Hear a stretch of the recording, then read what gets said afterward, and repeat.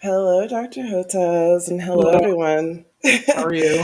Good. Thank you all for joining us for this HoodMed Chat, a special Let's Get Vaccinated HoodMed Chats crossover episode featuring Dr. Peter Hotez, who is going to give us a quick Omicron update, and we're going to get into a little bit about how its emergence relates to the need for global cooperation and equitable vaccine distribution. My name is Dr. Nisi Hudson, Chair and Science Director of Hood Medicine Initiative. I'm Jonathan White, co-founder and director of policy and engagement. And my name is Douglas Slaughter. I'm the public health director. Hood Medicine Initiative is a collective of scientists, physicians, hackers, and assorted geeks focused on addressing health disparities in Black and brown communities and reducing the spread of disinformation. HoodMed Chats, our signature event, is an effort to bring the expertise of healthcare professionals and others into those communities. Our goal is very simple: help us, save us.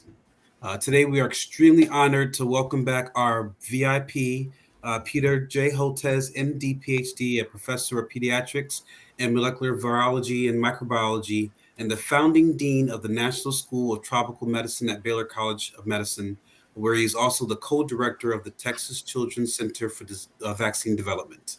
Welcome back, Dr. Hotez. Oh, thanks for having me back. It's good to see everybody. Definitely. Yeah, so I know we don't have you for long, so we're just going to jump in.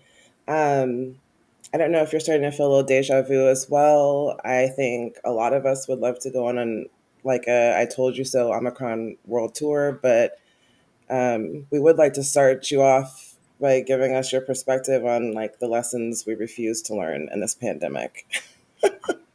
Well, I think, first of all, where we're at with Omicron, I don't have to tell you, it's so incredibly transmissible. The numbers are just rising very quickly. And the thing that I'm worried about is it knocking out the healthcare workforce. Not that they're getting very sick, the healthcare workforce, but at home because of breakthrough Omicron. And that's a dangerous situation because there's a lot of happy talk about Omicron, but hospitalizations are rising. We don't know if that's because of Omicron or some kind of hybrid of Omicron and Delta. A lot of the healthcare workforce is staying at home because they're sick with breakthrough COVID. And that 1-2 punch is pretty dangerous because we've seen when hospitals get overwhelmed, ICUs get overwhelmed, that's when the mortality rate climbs. And I think that's the situation we risk right now. Lots of transmission, even though the individual severity of Omicron is on a general basis is less, it's still severe enough. People going unvaccinated, people going to hospitals and ICUs, not enough healthcare providers to take care of them because they've been knocked out of the workforce with breakthrough COVID. We're seeing 20, 30, 40% of nursing staff, hospital staff, docs unable to come to work. And then, two of our 3 monoclonal antibodies don't work against this variant. Only the one from GSK, Vir, seems to work. We don't have Paxlovid, the Pfizer drug yet. We do have remdesivir.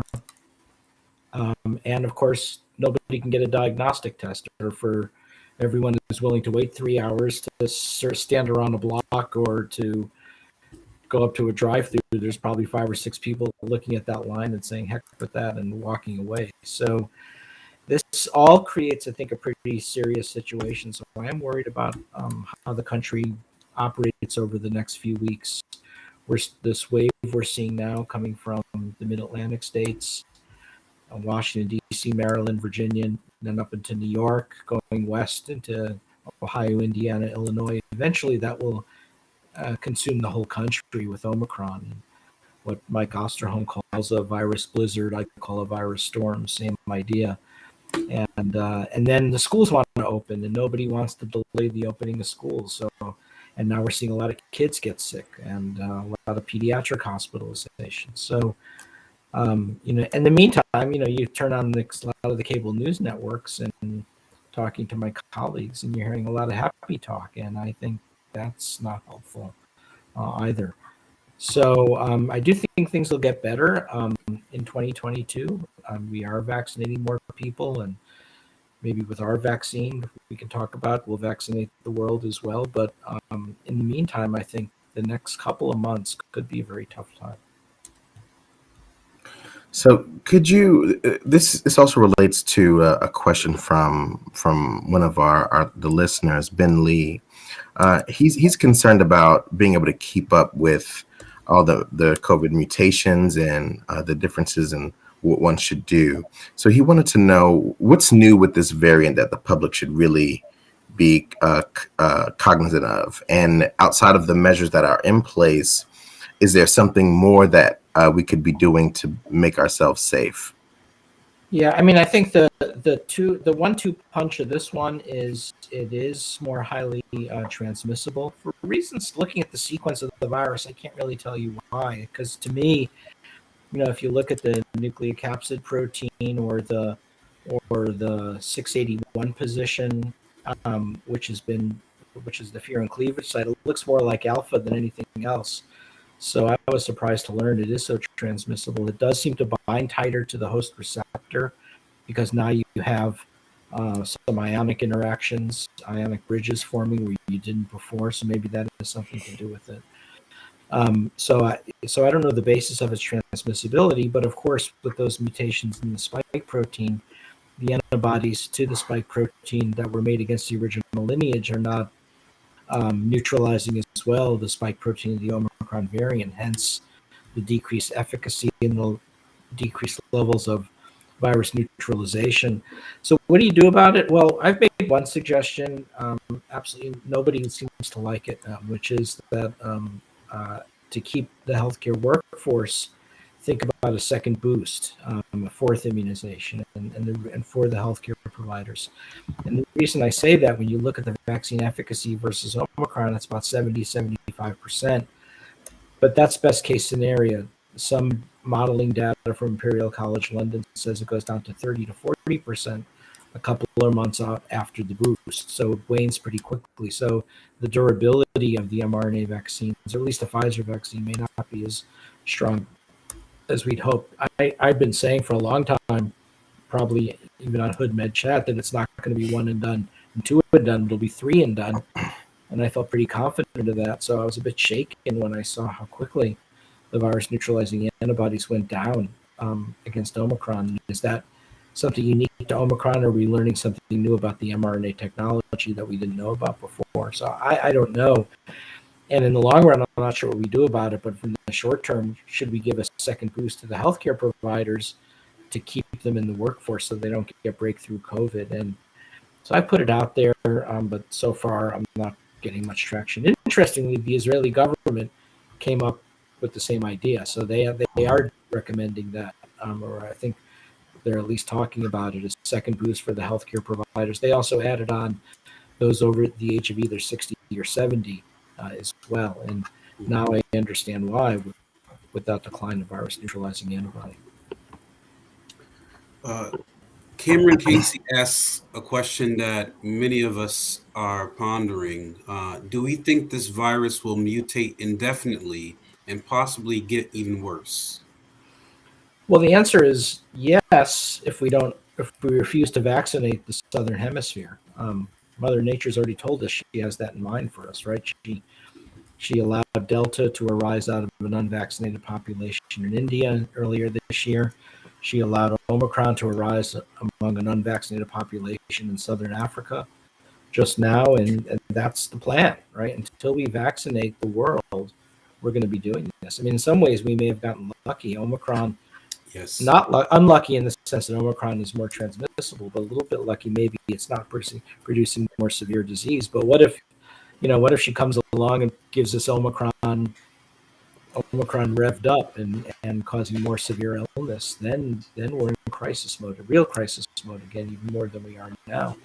So that's why our vaccine, I hope, will come along. We can vaccinate the African continent, Indian subcontinent, and Latin America to stop this once and for all. And it's amazing that the global leaders really haven't figured this out. We should have learned our lesson after Delta, but now hopefully with Omicron maybe. But we're still now with our collaboration with Biological E and our partnership to produce this recombinant protein vaccine. They've got now 150 million doses ready to roll.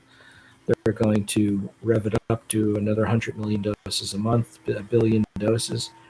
And that's great, but the truth is we're now exceeding the global commitment of the United States government. So it's, on the one hand, it's great that a small research institute out of Texas can do this. On the other hand, it shouldn't be that we're out pacing the U.S., the entirety of the United States government in this regard, and much better than each of the European countries. So it's a reminder that they really do have to step up. Yeah. So in regards to that, I just dropped the link for everyone on Corbavax, your vaccine that your group developed. Um, and I guess everyone's mind is like, where does that responsibility lie? Um, I know you've talked on here a lot before about, the current administration and how you've worked to try to, promote global vaccination. And I guess where we are now, a lot of people in the chat have been asking, what can the average citizen do? Like, what can we do to help? And because it's like obviously something that's going to have to come from like a groundswell of like sort of like that societal moral like compulsion that we need to do this, right? Well, I mean, certainly here at home, if you have friends and colleagues and relatives who are not getting vaccinated, tell them to get vaccinated. If you've got friends and colleagues who've gotten 2 doses but not gotten their booster, get them boosted because they're going to need it for this Omicron variant. If you've got friends and colleagues who think just by being infected and recovered, they don't need to get vaccinated, remind them that a lot of the Omicron infections in South Africa and the UK are in fact reinfected, and remind them to vaccinate their kids. So vaccinate, vaccinate, vaccinate, and vaccinate. And then if you have the time after that and you're not too exhausted, contact your a representative in the U.S. Congress and see what the Biden administration can do to step up their game. I mean, and the U.S. really does have to take leadership in this. You might say it's not fair that it always depends on the U.S., but that's life in the big city. We need U.S. leadership to really take this on. Yeah. So I guess in terms of some of the other questions that we've had about Omicron, we saw this week a warning that the home test kits may not be as sensitive to Omicron now. How does that, and also sort of what you were saying earlier about the impact to the vaccine effectiveness, how does that kind of come into play if the testing might be compromised, I guess?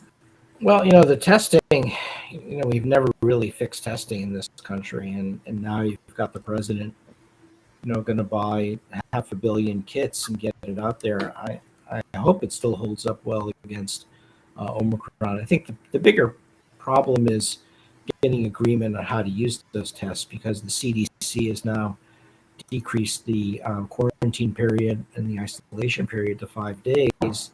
And many of us feel that they should be followed up by a test to confirm that they're negative.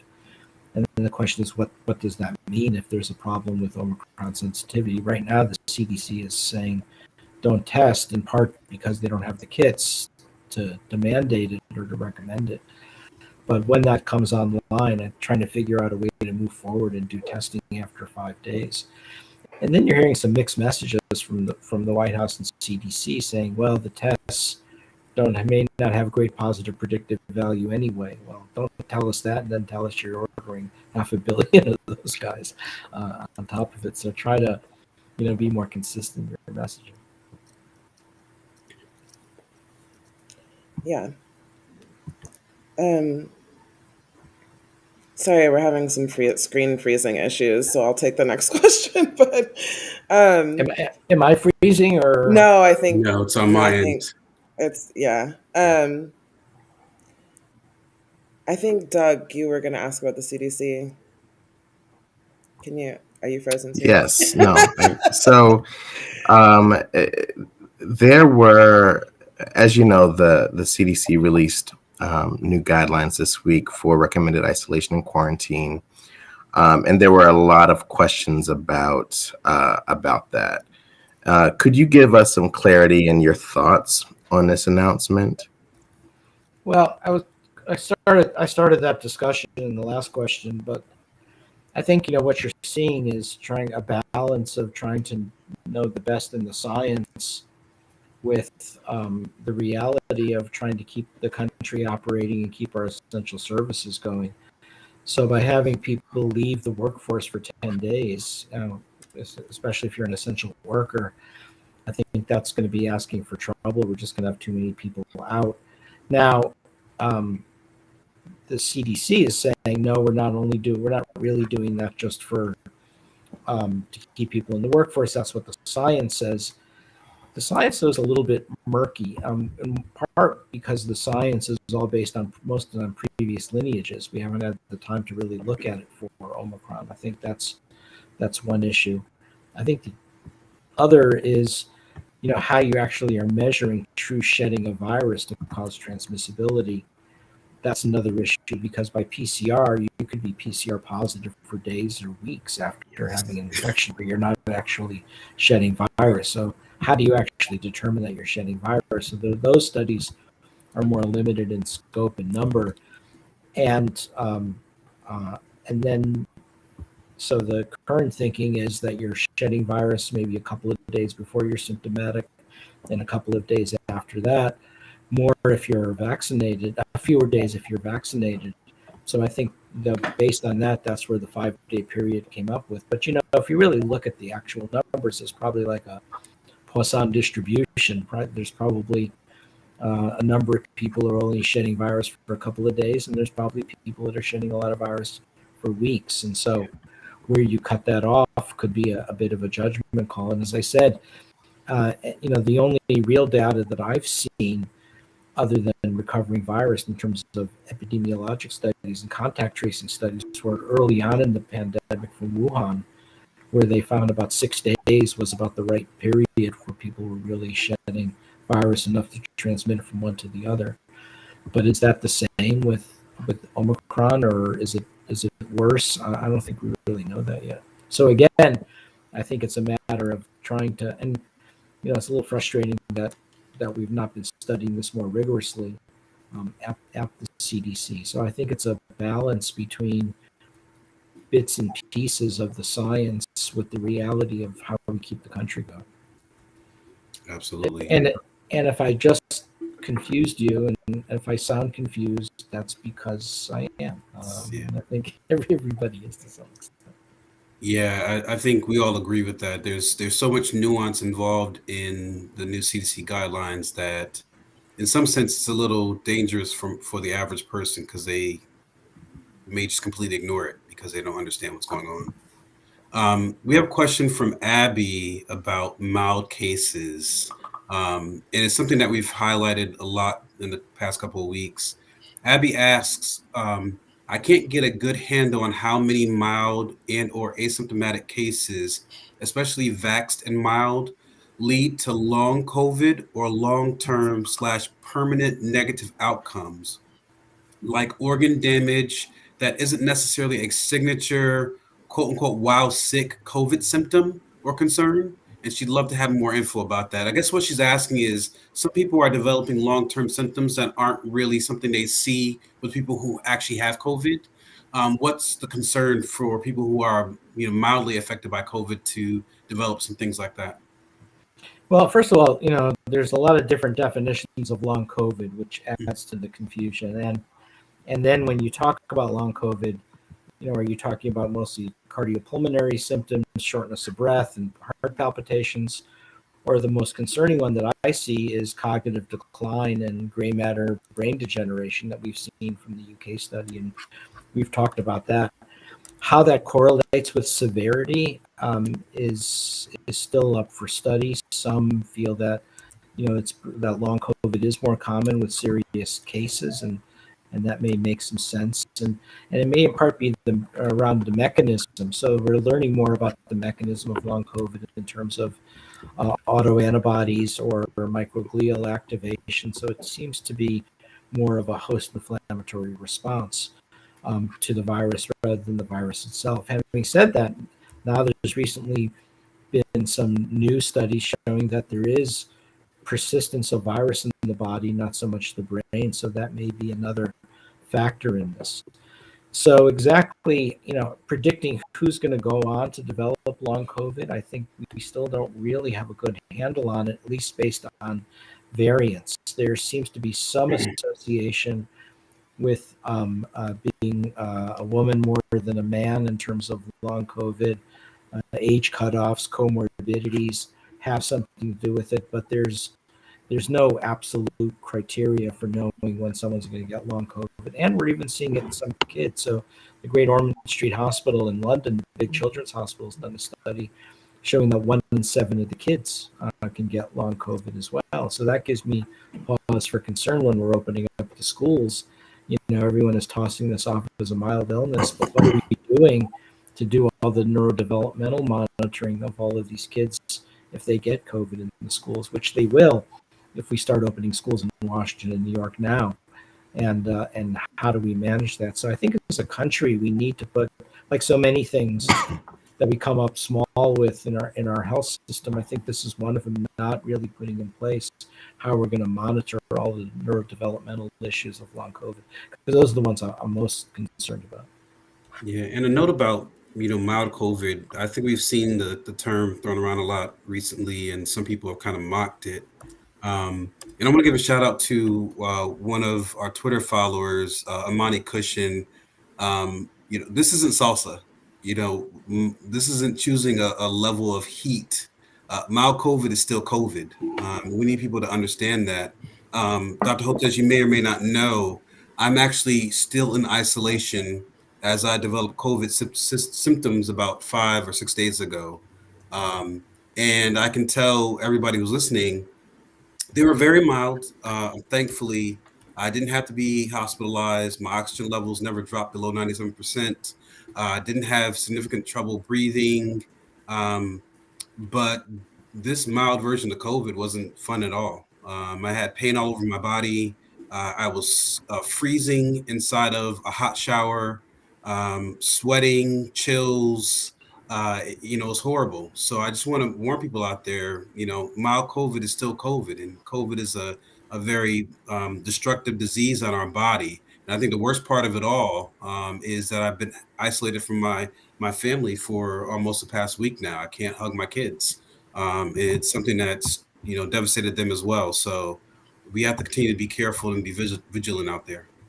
Yeah, and remember, we're talking about this virus sweeping through the country. 300,000 cases today, new cases today, and you have to multiply that probably by a factor of 4 or 5. We've seen all the pandemic, so you're talking well over 1 million new cases today. And so this is happening over and over and over again in the country, and that is going to take its toll. So I think just saying, hey, it's a mild illness, I think is not fair to anybody.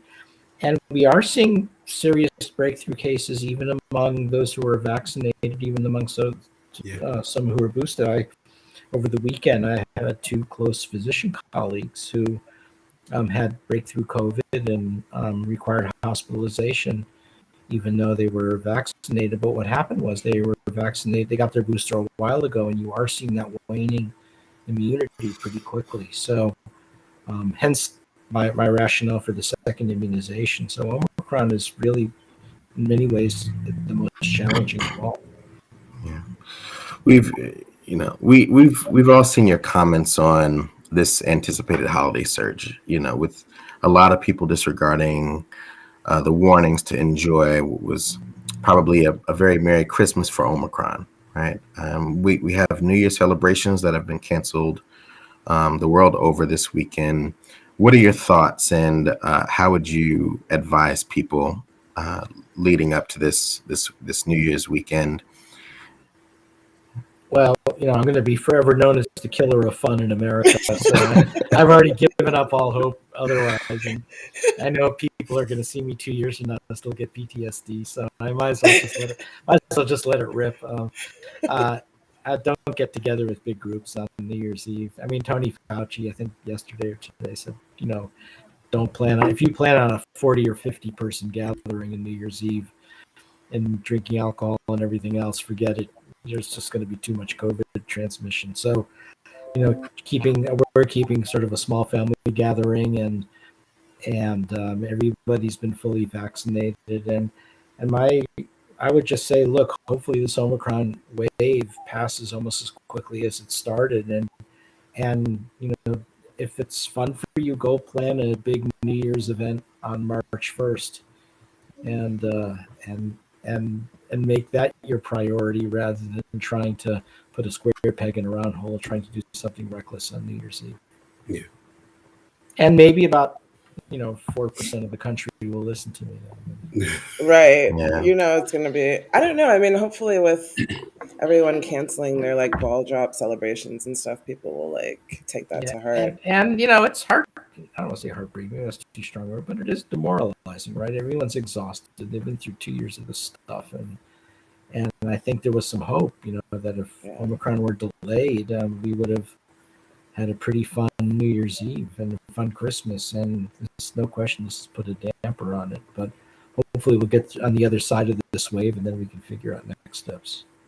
Yeah, I just hope people understand that, as you said earlier, it sucks that Omicron is so much transmissible, but we're lucky that it's not more lethal, and the next one that we get could be.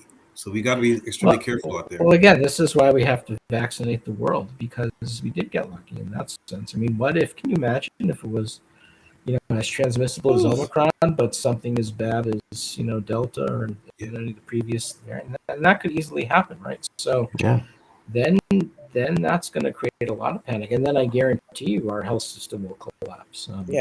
Entirely. But to leave on a light note, why don't you tell us what you're looking forward to in the new year as far as like Corbavax and your work? What are your projects that you're looking at going into the new year? Well, I'm hoping to expand. The BioE is now scaling up production, so they're going to every month 100 million doses, so getting the world vaccinated. But we've also licensed it and helping in the production, co-development with Indonesia and Bangladesh, and now a new venture in Botswana, so Immunity Bio, which is headed by Patrick Sung-Shung, who a wealthy biotech guy in LA, who's owner of the LA Times, has now made this commitment to build vaccine development capacity in Botswana. So that would be amazing if we could, do something there. And so that's one of the things I'm looking for. So trying to scale up. I'd love to get some help from the Biden administration in that. Love to get some help in getting this vaccine into the U.S. because I think a lot of parents would be willing to vaccinate their kids with our vaccine because it's the same technology as the hepatitis B vaccine that they've been giving to their kids for decades. So they've already accepted the technology. So it might not be such a leap. That would be great as well. I've started discussions with Johns Hopkins University Press on a new book looking at this whole authoritarian anti-science monster coming out of political extremism on the right. This will be an interesting book because it'll force me to learn some political science. And so I'm excited about that. So those are the big picture things. So I'm sure we'll rope you into something as well. Yeah, absolutely. Absolutely. I think we all want to congratulate you guys for the launch of this vaccine. I think, there's so much good that will come out of this. And I want to applaud you all. I think I read that you guys decided not to patent the vaccine for hope that it will help in the distribution of it globally. And that your hope is to get up to 300 million doses a day as well. So, 300 million doses by first quarter next year. Yes. And then BioE has the capacity to make 1 billion doses, and then if we could do the same with the other countries. So that's the big push, is trying to finally vaccinate our way out of this pandemic. And everyone says it's not possible now, and partly because it's not going to be possible with mRNA and no virus vectored vaccines. They can't be scaled to that level, but I think that you can with ours. Yeah, congratulations. Anything we can do to help push that, you let us know.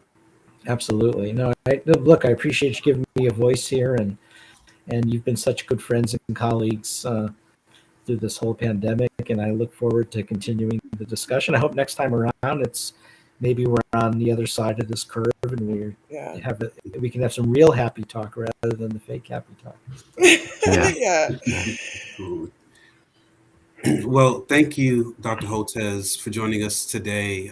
We know your time is so thin. You're out there everywhere trying to help save our lives and keep us informed about what's going on. Well, the hard part is I'm losing my voice. I'm so talked out. So, well, thank you so much for coming and joining us today. We really appreciate it. I got to rest up a little bit for CNN this afternoon. Right? Yes. Hot tea with some lemon is always. Is that what the doctor prescribes? Hot tea with some lemon. That always helps. I'm going for it now. Yeah, absolutely. Well, God bless everybody, and thank you again for all your great stuff. Thank you. Thank you. At Hood Medicine, we want to bring you guys trusted individuals like Dr. Hotez to provide you with the facts and information to allow you to make the decisions necessary to keep you and your family safe. Please follow us on Facebook, Instagram, Twitter, and LinkedIn as well to support our efforts. Thank you so much for joining us. Please keep safe, and God bless you all. Take care.